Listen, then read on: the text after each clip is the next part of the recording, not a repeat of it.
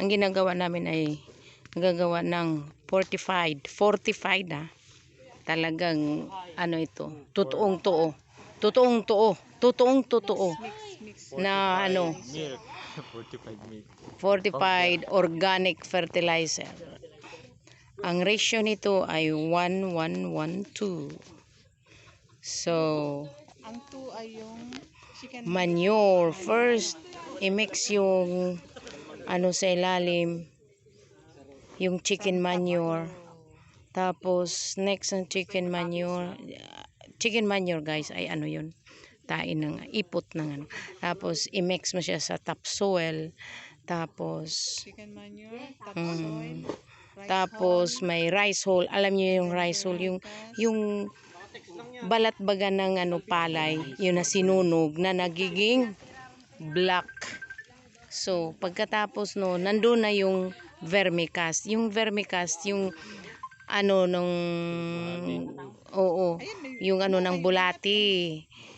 Siya yung ng tain nila, yung tapos yung kinain nila, yung sukan nila nandyan na yan. So, ang daming bulate, oh. so ano sa aking mga term, pero yan ang realidad, yung mga ng bulati. So, i-mix mo yan. Lahat hindi pwede na ang vermicast, pag sinabi nating vermicast ay fertilizer na yun, pero kulang ang components niya pag hindi hinahaluan nitong tatlong pang ingredients, kasi dapat to come out a perfect fertilizer, organic fertilizer must mix with the 4 materials. Una ay yung ano, chicken manure. Yung last na yung imas. Chicken manure, topsoil with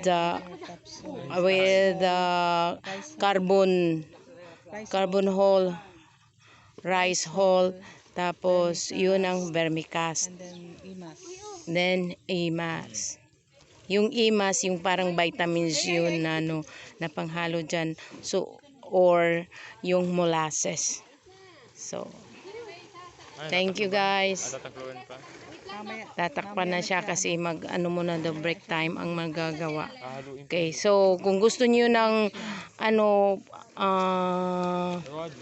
healthy food, maggamit kayo ng organic fertilizer. Okay, bye bye guys, at inano na, tinakpan na. Bye.